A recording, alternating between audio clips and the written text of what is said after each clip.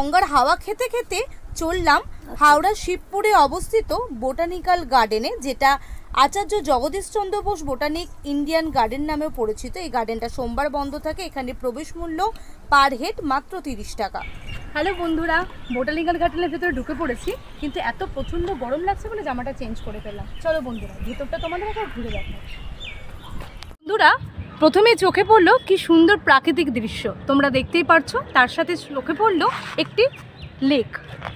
দেখো বন্ধুরা, এই রাস্তা দিয়ে আমরা হাঁটছি আর চারিদিকে শুধু সবুজ আর সবুজ। খুবই সুন্দর প্রাকৃতিক মনোরম দৃশ্য। চারিদিকে সবুজ প্রকৃতি আর তার সাথে পাখিদের কোলাহল, কি মধুর দৃশ্য। বন্ধুরা, এখানে এলে তোমাদের মনে হবে যেন প্রকৃতির কোলে মাথা রেখে শুই।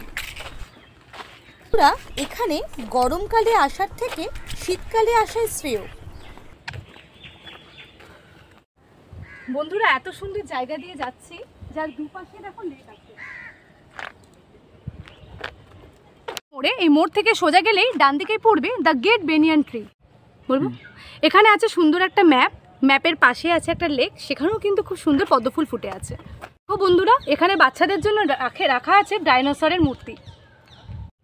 দেখো বন্ধুরা, কি সুন্দর প্রাকৃতিক দৃশ্য, তার সাথে কি সুন্দর সুন্দর ফুল ফুটে আছে চারিদিকে। বন্ধুরা, চলে এলাম আমরা সেই 250 বছরের পুরনো দ্য গেট বেনিয়ান ট্রির কাছে, যার মূল কাণ্ড কোথায় কি মিলিত হয়েছে আমরা কিন্তু কেউ জানি না। আর এই বটগাছটা রয়েছে প্রায় 14,500 বর্গমিটার এলাকা জুড়ে।